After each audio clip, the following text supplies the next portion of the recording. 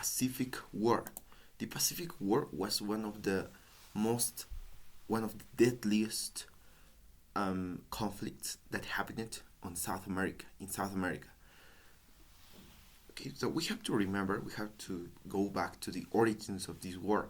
We have to go back to 1879.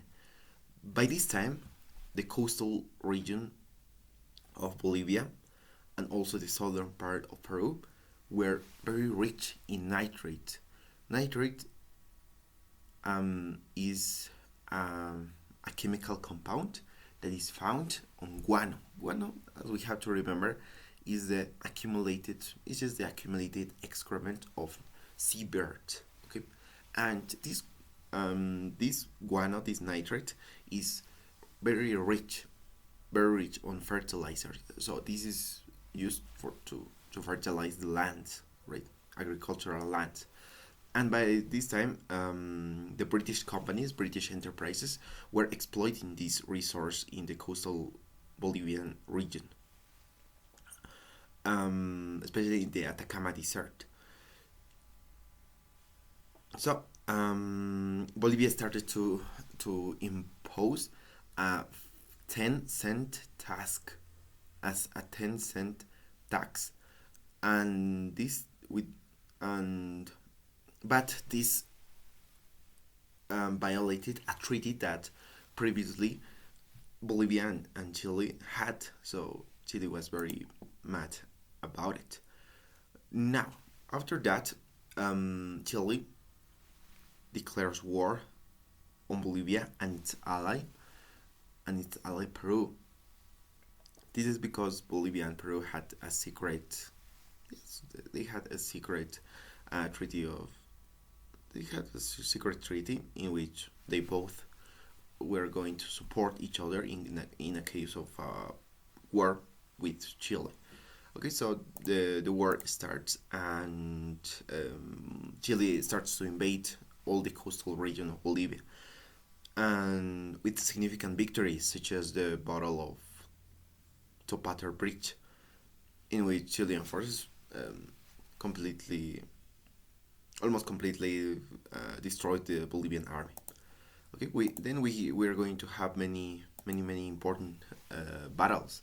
For example, the battle in the sea, the navy battles in Iquique, for example, the Battle of Iquique, in which this was one of the major naval battles because um, because Peruvian ship, yes, because a Peruvian ship, many Peruvian ships, but especially one that is the Monitor Huáscar, is going to be sunk by Chilean naval forces, and so on. And here is going to die General Ground, Admiral Ground.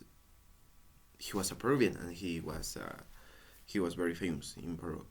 And also, we are going to see the Battle of Tarapacá, if I'm not wrong, in which Chilean forces as well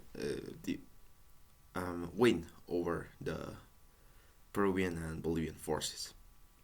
And then we're going to have some economic and military consequences, right?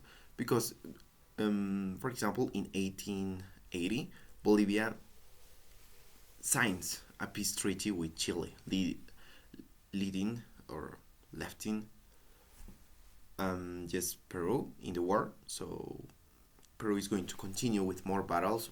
For example, the Battle of Miraflores that was fought in Lima, in which Chilean forces also win that battle, and Peruvian forces start to attack from the mountains. They escape to the mountains and they start to make a guerrilla warfare from there, from those positions.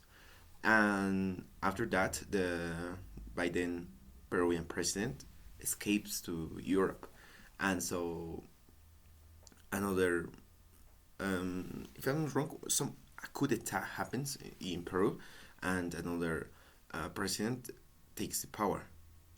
So the another one, the previous one, the former one, stepped down from that position, right?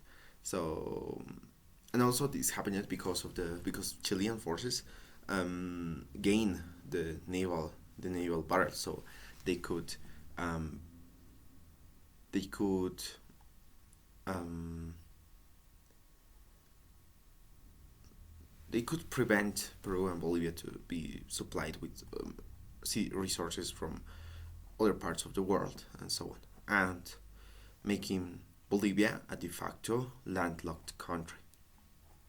Okay, but especially Peru and Bolivia are going to suffer a lot of economic hardships after the war. Then we have the peace treaty. This peace treaty, signed in 1883 between Peru and Chile, is going to end the war once and forever.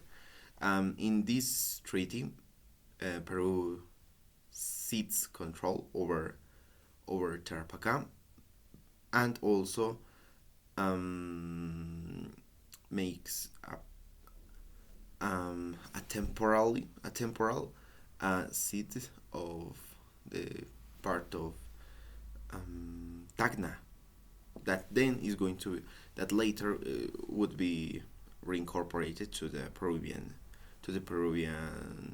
country. But that's those are some aftermath. That's the aftermath of the war.